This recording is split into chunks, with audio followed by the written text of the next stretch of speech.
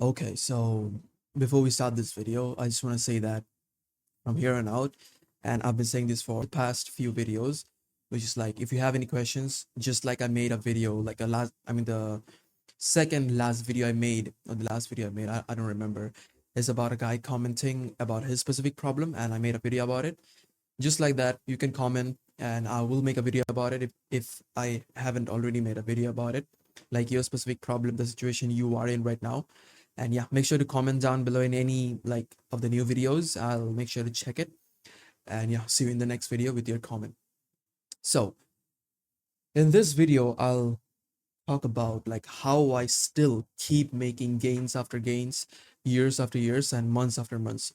Provided obviously the rate has slowed down. It's no like rocket science why the rate has slowed down is because like I've been going to the gym for like more than 5 years.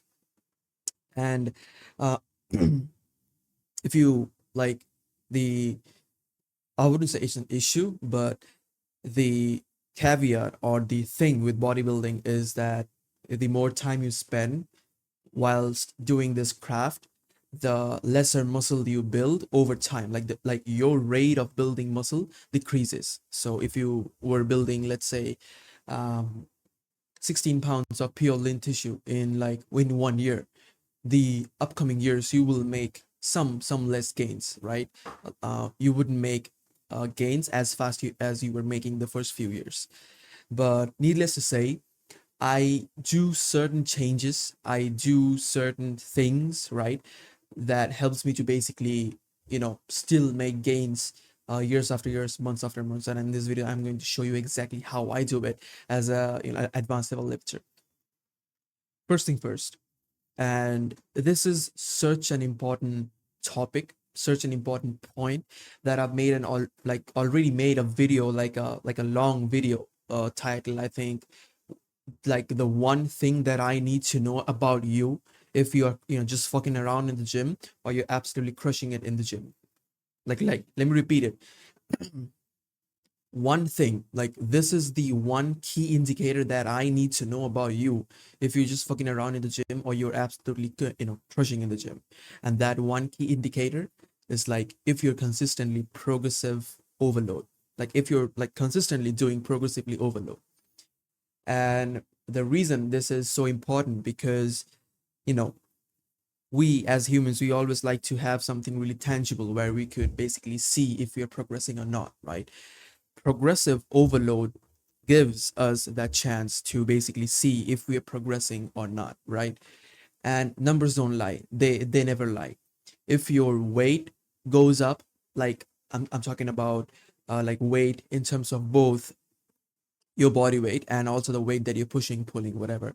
If the weight goes up or your repetitions goes up or the number of sets goes up, you are progressively overloading. And like there's no way you're not making progress. Of course you're making progress.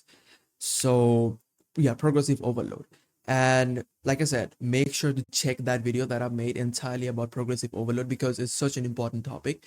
And most people just go to the gym, train really hard, but they kind of don't remember the like what's the weight that they pushed or pulled, or like what's the weight that they used the previous week, and what was the like repetition, what was the number of sets, all of these things like the previous week. Now they are just clueless, and they are maybe pushing the same weight for the same reps for the same sets this week too.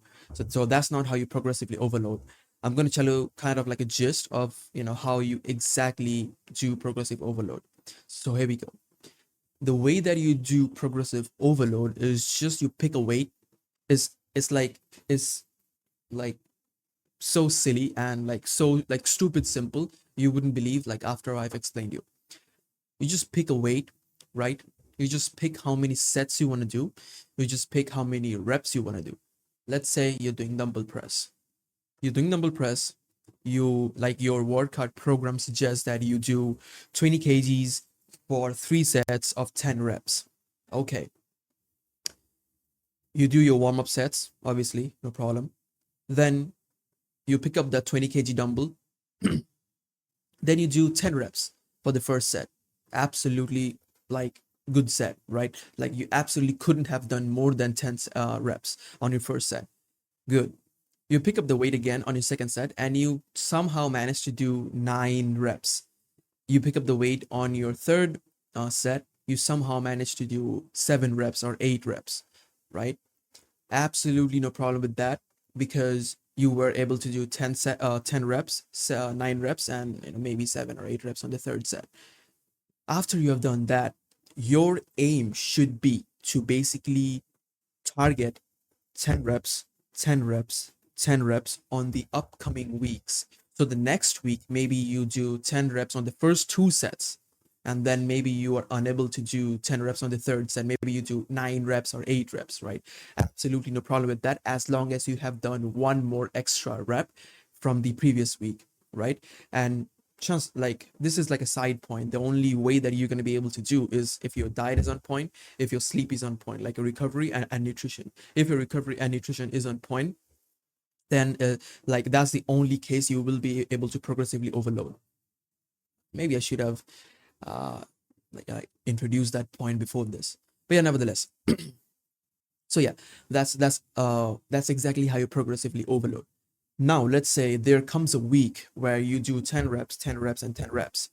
The moment you, by the way, me using the number 10 is just, like for example, right? Personally, what I do, I'll tell you, like personally what I do. I personally train anywhere between 8 to 12 reps, right? I'm fine if I'm getting 8 reps, nothing less than that. If I'm getting 7 reps, that's not the weight, like that's not the weight for me. I would decrease the weight and I would like probably choose a weight where I could like get 8 reps or 10 reps, and I would try to push it till 12 reps. As soon as I achieve the 12 reps, 12 reps, and 12 reps set, right? I'll increase the weight. That's exactly what you would do when the week comes where you have already achieved like 10 perfect reps in 3 consecutive sets. Increase the weight on the next week. Maybe move on to 22.5 kgs or 25 kgs. No problem with that. So that's exactly how you do progressively overload.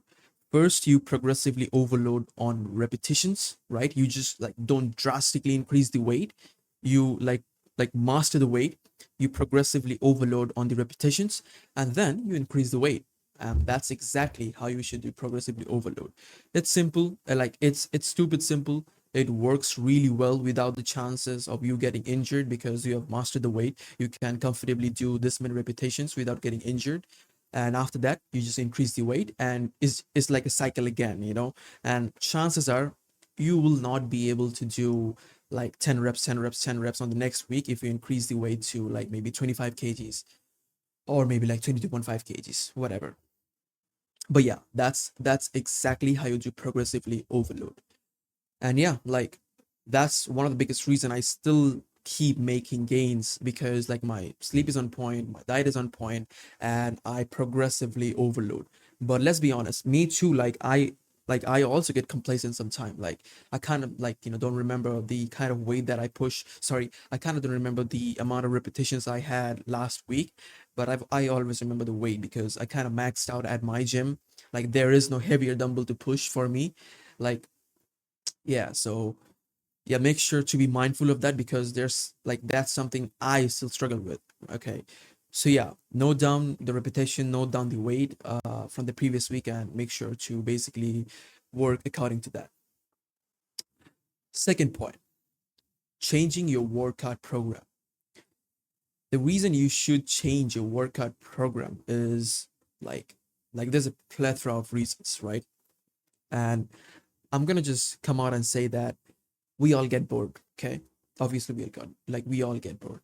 I'm not someone who could be consistently working out for like a single workout program for like five years straight. No, I also like changing stuff out, right? Okay, and I follow a training program for like 6 months, right? 6 months, and after 6 months I changed the workout program. So this is my advice. It's like at a time, what I do is I try to focus on a single training aspect, like the single, yeah, training aspect, whilst I'm training for like with a specific training program. And the power building training program that I always preach in the previous videos, that's kind of like the power building training program. Well, I'm like trying to build muscle, but also trying to build strength at the same time. So I'm focusing on like this aspect of like building my body, building my strength, like building my physicality. The other like 6 months, I'm kind of just, enjoying the workout. I'm just doing like normal bodybuilding stuff, but with also like heavy weight. I don't like training like really light.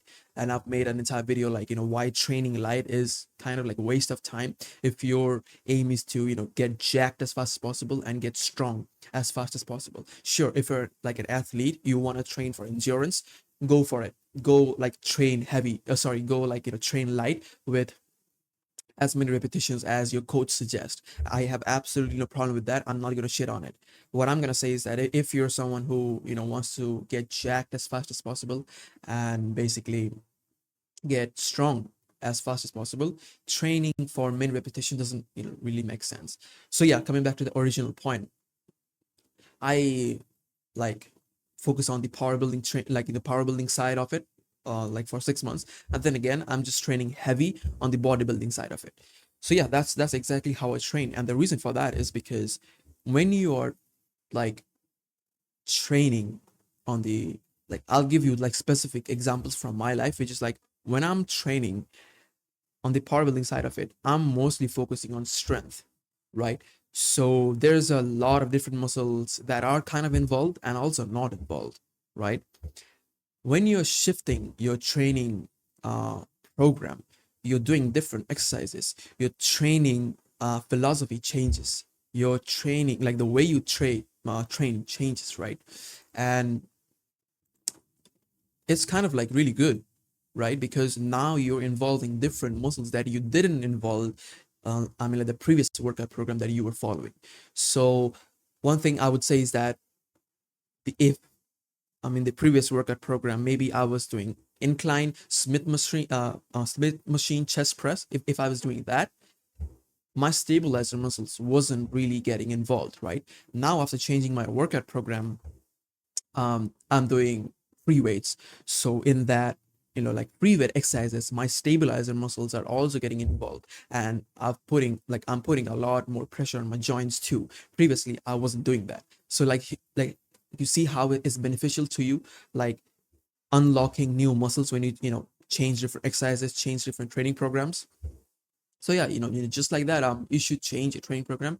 But this is like not an advice where I'm saying that, hey, like, keep on changing your training program really frequently. No, stick with it for at least 6 months, and then after that change it, and you will see results. Because first of all, you're gonna be bored of like a training program. Obviously, I too get bored. That's like one of the main reason I changed my training program after 6 months, because yeah, I don't like to do the same exercises for like over a year, right?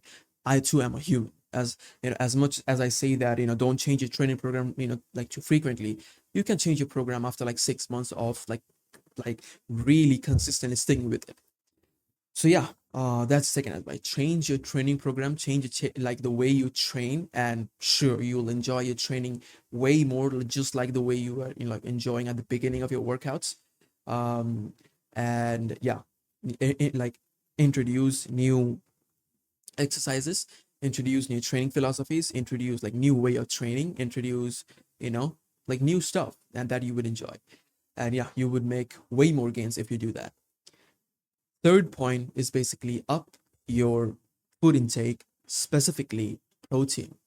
And it's kind of so stupid, but we as human beings, we get so like complacent that we don't even think about it, which is like when we are bulking, when we're cutting, or when our body is increasing. Okay, what you gotta remember is that muscle weight is always more than fat weight, right?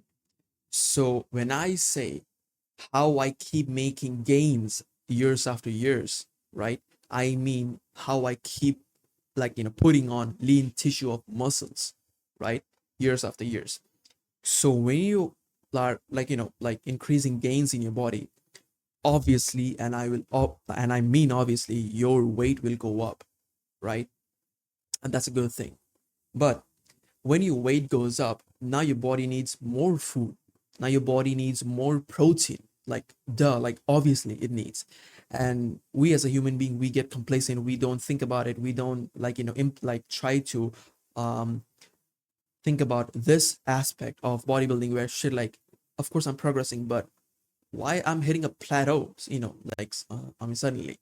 Like the reason I'm hitting a plateau suddenly is because I'm not upping my food intake. I mean specifically my protein. I've made an entire video about like, how you should be going about in like in terms of food, but nevertheless, up your food intake is that simple. Increase the amount of, maybe carbohydrates, increase the amount of protein, definitely increase the amount of good fats, right? If you're someone who is bulking, like from skinny to bulk, and if you're someone who is basically, like I mean cutting down weight, just wait for you to basically like arrive at a body fat percentage that you like, right? If you arrive at that body fat percentage, then you could do a lean bulk and just follow the advice that I'm just giving you here, is that, you know up your food intake, up the amount of carbohydrates, and up the amount of, good fats, and up the amount of good sorry, protein. If you do that, you will recover really well. And yeah, if you recover really well, just follow the other 2 points that I just gave you, right? And I know it sounds so simple, like you're saying, dude, like you're just saying me to, eat more. Yeah, I'm saying you to eat more because you don't do that, right? You gotta be, reminded more than you gotta be, told new things, right? So yeah, just remind you, up your food intake. Just do some like calculations based on your body weight, your height, your weight, and your age. Like what's the um, maintenance calories is for you. And if you're cutting, minus 500. If you're bulking, minus sorry, plus 200, plus 300, something like that. So yeah, that's all the advice that I needed to give in this video. Hope it helps. If you made this part of the video, make sure to comment your specific problem, like elaborate as much as possible. Keep commenting. I love the support. And yeah, do that, and I'll make sure to check the comments and make a video about it if I've already not made a video about it. Peace.